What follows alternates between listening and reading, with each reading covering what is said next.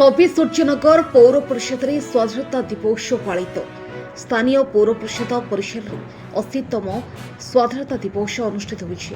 अतिथिगण प्रथमे पौर परिसर में थिबा त्रिमूर्ति एवं कवि सूर्यनगर बलदेव प्रतिमूर्ति में पुष्पमाल्य प्रदान करथिले। एहा पर जातीय पताका उत्तोलन करथिले भारप्राप्त अध्यक्ष विक्रांत कुमार साहू।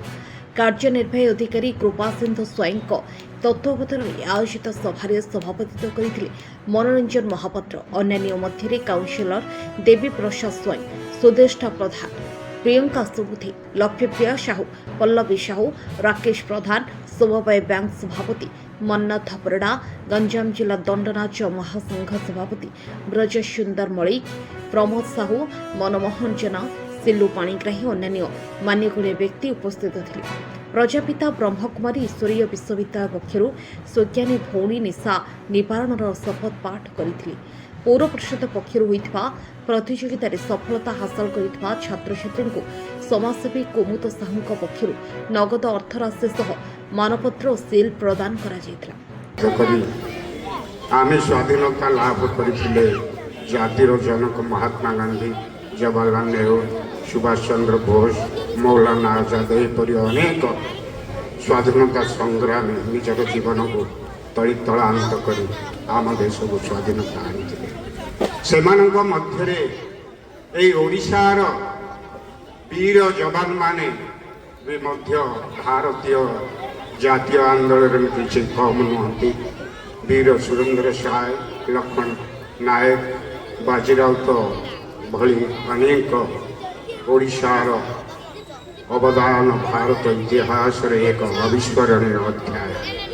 आपण मैंने जाथे 1947 मसीहा अगस्ट 15 तारिख आम देश स्वाधीनता है सत। भारतर इतिहास ओडिशार प्रथम स्वाधीनता आंदोलन सृष्टि होता जोटा कि आमको सब क्षेत्र में विरोध कर आम किसी कार्य कर दौना। तेणु ये सहर विकास 2 मास है शून्य 2 वर्ष आम बर्तमान जो काम करुचु प्रत्येक क्षेत्र में प्रतिबंधक सृष्टि कर। आपण मान जाना दरकार जे जड़े शरणार्थी विधायक ये अंचल स्थान देकर जो आम भूल करते भविष्य किसी करवानी से भूल। धन्यवाद। बर्तमान हमारा पुरस्कार ये स्वाधीनता दिवस आज आम 80तम स्वाधीनता दिवस पालन करने एकाठी होचे से समस्त को स्वागत जनाऊँगी। आम गण में समस्त उद्बोधन दे सारे स्वाधीनता दिवस माने कौन प्रतिदिन आम यही वर्ष को पालन करचु किंतु आम कौन सतरे स्वाधीनता हो गले केवल कौन ब्रिटिश मान स्वाधीनता पाइले निभाइबा पड़ो आम कौन स्वाधीनता पाइने। आज युवपीढ़ी जोटा कि मोबाइल भितर सीमित होती सार कहले से दूरेबार अच्छी निजर भविष्य एवं निजर जो परिवार को लेकर आगे बढ़वार अच्छी से पारे जा स्वाधीनता समस्त छात्र छात्री जो मैंने अच्छा पाठ पढ़ुं जीवन जो महत्व को लेकिन आगे बढ़ते समस्त गुरुजन को जो आदेश पाँच शिखुं ताकू बढ़ी आगे गोटे बड़ किसी महत्व कार्य करें से स्वाधीनता है स्वच्छ भाव आने तार महत्व रखी आगे बढ़े।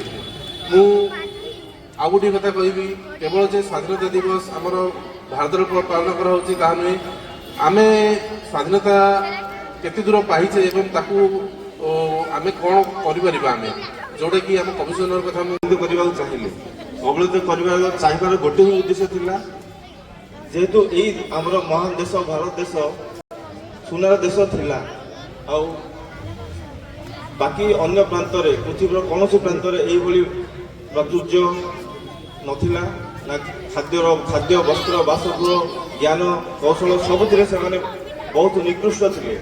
खाद्य वस्त्र परिवेश ठू आरंभ कर सब जिनसर महत्व नहीं से भारत को बारंबार आक्रमण कर आमको बहुत तलितलांत कर रखिले। दीर्घ वर्षर संग्राम पर आम स्वाधीनता पाइलु। ये जो स्वाधीनता आम पाई स्वाधीनता पाइबारे प्रत्येक बाजीराउत भली गोटे छोट संग्रामकारी आरंभ कर जातीय पिता महात्मा गांधी कि से 23 वर्षर ସଂଗ୍ରାମ ବିପ୍ଳବୀ ଭଗତ ସିଂଙ୍କ କଥା କୁହାଯାଇପାରେ। 23 ବର୍ଷ ବୟସରେ ଆପଣମାନେ ଭାବନ୍ତୁ, ଗୋଟେ ପିଲା, ଗୋଟେ ଯୁବକ ଯେ ଦୁନିଆକୁ ଭଲ ଭାବେ ଦେଖିନାହାନ୍ତି, ଆଜିକାଲିର 23 ବର୍ଷ ବୟସର ପିଲାଙ୍କୁ କହିଲେ ତାର ସେଇ ମୋବାଇଲ ଭିତରେ ହିଁ ତା ଜୀବନଟା ଶିଖି ବହୁତ ଗୁଡ଼ିଏ ନିଜସ୍ୱ ରଚନା ସିଏ କରିଛନ୍ତି। 23 ବର୍ଷ ବୟସରେ ଗୋଟେ ମହାନ ସଂଗ୍ରାମୀ ନିଜର ଜୀବନକୁ ବଳିଦାନ ଦେଇଦେଲେ। ଖାଲି ବ୍ୟୁରୋ ରିପୋର୍ଟ, ପ୍ରେରଣା ନ୍ୟୁଜ୍ ଟୁଡେ।